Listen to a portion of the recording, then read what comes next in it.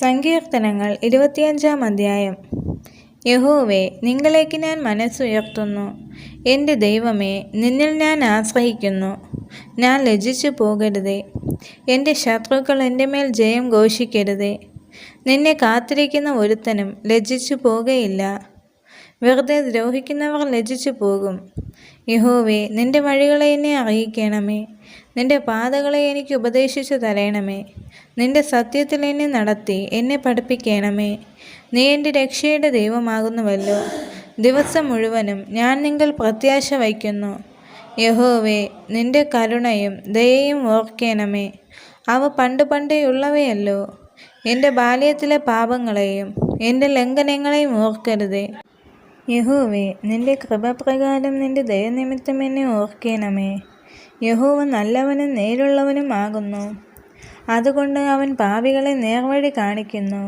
സൗമ്യതയുള്ളവരെ അവൻ ന്യായത്തിൽ നടത്തുന്നു. സൗമ്യതയുള്ളവർക്ക് തൻ്റെ വഴി പഠിപ്പിച്ചു കൊടുക്കുന്നു. യഹോവയുടെ നിയമവും സാക്ഷ്യങ്ങളും പ്രമാണിക്കുന്നവർക്ക് അവൻ്റെ പാതകളൊക്കെയും ദയയും സത്യവുമാകുന്നു. യഹോവേ, എൻ്റെ അകൃത്യം വലിയത്. നിന്റെ നാമനിമിത്തം അത് ക്ഷമിക്കണമേ. യഹോവ ഭക്തനായ പുരുഷനാർ. അവൻ തിരഞ്ഞെടുക്കേണ്ടുന്ന വഴി താൻ അവന് കാണിച്ചു കൊടുക്കും. അവൻ സുഖത്തോടെ വസിക്കും. അവൻ്റെ സന്തതി ദേശത്തെ അവകാശമാക്കും. യഹോവയുടെ സഖിത്വം തൻ്റെ ഭക്തന്മാർക്ക് ഉണ്ടാകും. അവൻ തൻ്റെ നിയമം അവരെ അറിയിക്കുന്നു. എൻ്റെ കണ്ണ് എപ്പോഴും യഹോവയെങ്കിലേക്കാകുന്നു. അവൻ എൻ്റെ കാലുകളെ വലയിൽ നിന്ന് വിടുവിക്കും. എങ്കിലേക്ക് തിരിഞ്ഞ് എന്നോട് കരുണയുണ്ടാകണമേ. ഞാൻ ഏകാകിയും അരിഷ്ടനുമാകുന്നു.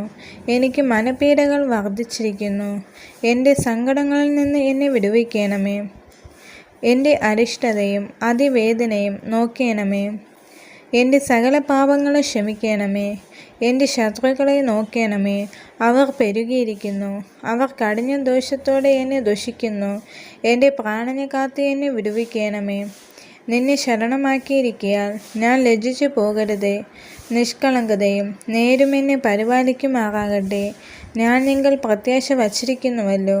ദൈവമേ, ഇസ്രായേലിനെ അവൻ്റെ സകല കഷ്ടങ്ങളിൽ നിന്ന് വീണ്ടെടുക്കണമേ. ഈ വചനങ്ങളാൽ ദൈവം എല്ലാവരെയും അനുഗ്രഹിക്കുമാറാകട്ടെ. ആമേൻ.